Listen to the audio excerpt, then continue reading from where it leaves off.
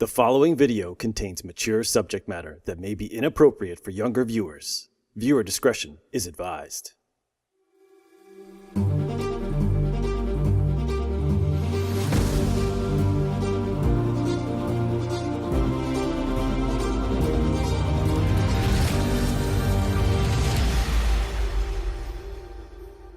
I would define a Brotacular movie as an action movie you could sit down and watch with your bros.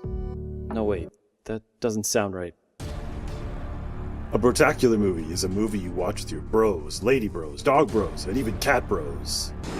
All you need to know is Brotacular movies are dripping with machismo. Now, some of you pansies might notice this list is missing some classics like Terminator 2. Gear down, big rigs. Everyone and their grandma has seen Terminator 2, so we're not talking about it here. On this list, you're going to see some fan faves and some movies you probably haven't heard of. Oh yeah, I made only one rule for this list. Only action movies from the 90s that made under $100 million at the box office. Still here? Good, let's do this.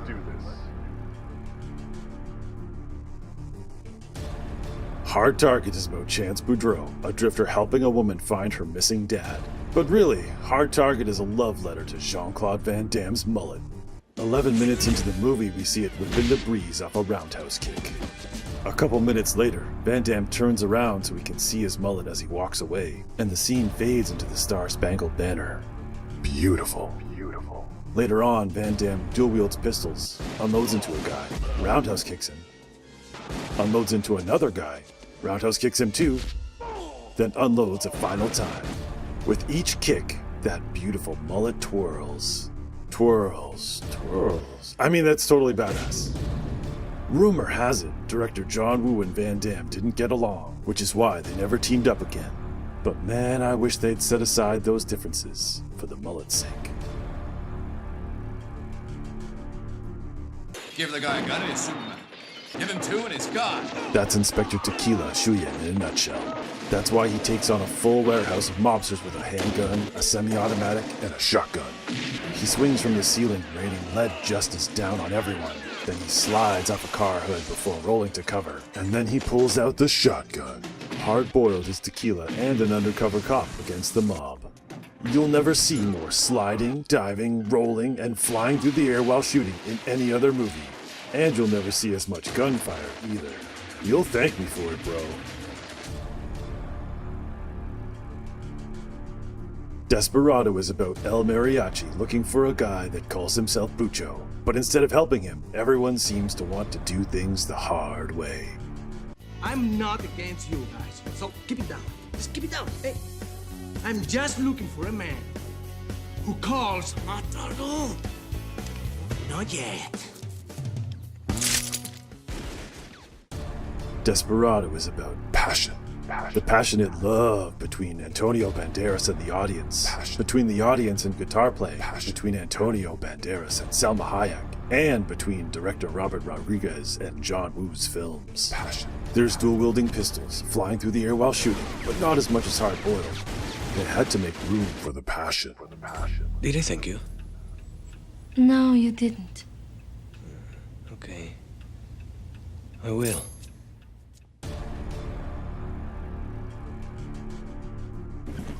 Has anyone loved someone the way Johnny Utah loves Bodie? Or the way Bodie loves Johnny Utah? I know I have.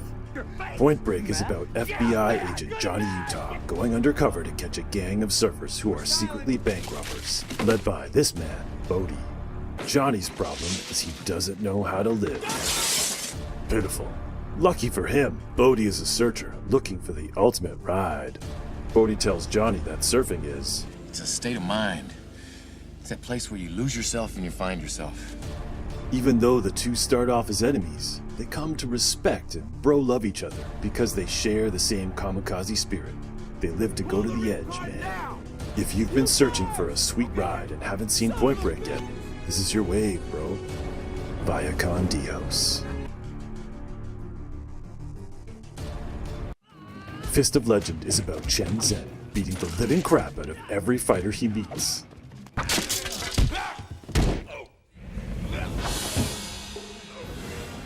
Where is your master now? I want to see him. At the start of the movie, he's attacked by 15 guys. He breaks 10 of their bones, including breaking a guy's leg in half before they change their mind. My man. Later, he attacks an entire school. As Chen Zhen enters, one student tells him to leave. Take your Chinese shoes and get out of here. So Chen Zhen grabs the back of the guy's head and slams him to the ground. Glorious. He has tougher fights later on, but for a long while, Chen Zhen doesn't have opponents. He has victims. And I love it. Love it.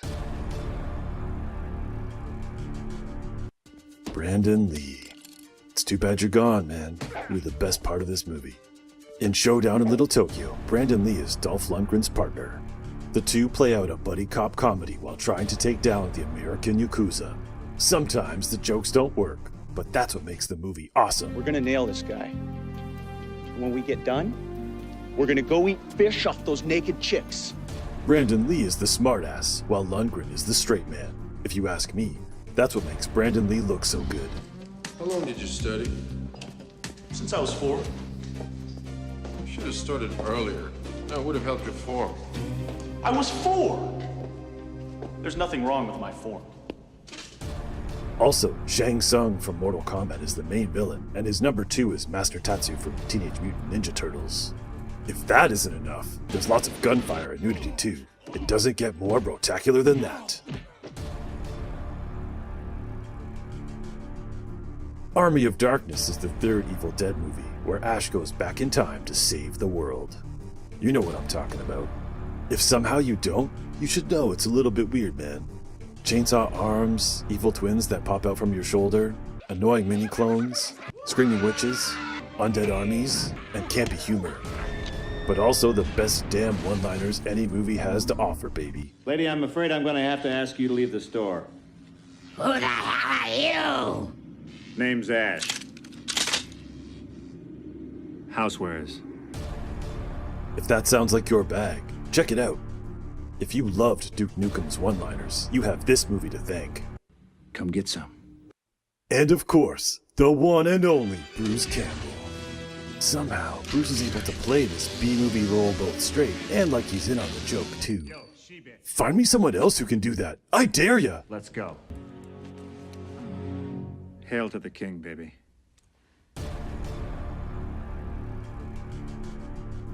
Sometimes I think that Steven Seagal has a lot of input on his films. In Hard to Kill, he plays Mason Storm, a cop who is gunned down in his own home and spends 7 years in a coma before he wakes up for revenge. While in the coma, a nurse has the hots for him and brings him gifts. Would you like little pussy, JD? Just a little bitty pussy. Look what I've got here. Sweet. She even checks out the goods and says, Besides, you've got so much to live for. "Haha, that's what she said." In every film, Seagal seems like a douchebag know-it-all. He studied martial arts and medicine in the East. He's a deadeye with guns, and his big dick is a magnet for the ladies. But when we see him run, or practice his katas, I think we get to see the man behind the curtain. Seriously, look at those katas. Amazing!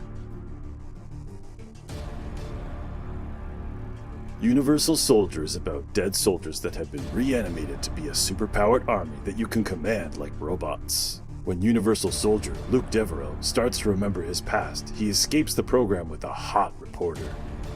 Then the two are hunted by Luke's fellow Supercorps, Andrew Scott, and the rest of the Universal Soldiers to make sure the program is kept secret.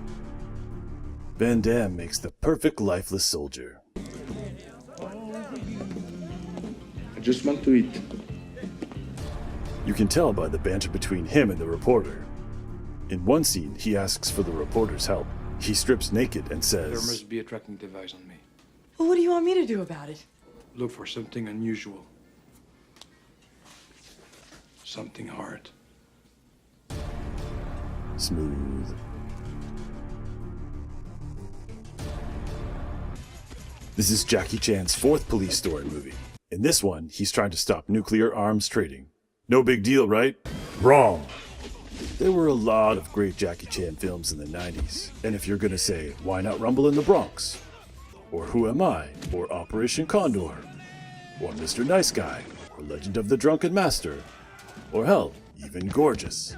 You might have a point, brother. I didn't make Jackie Chan awesome. I'm just showing you how awesome he is by putting this movie on the list.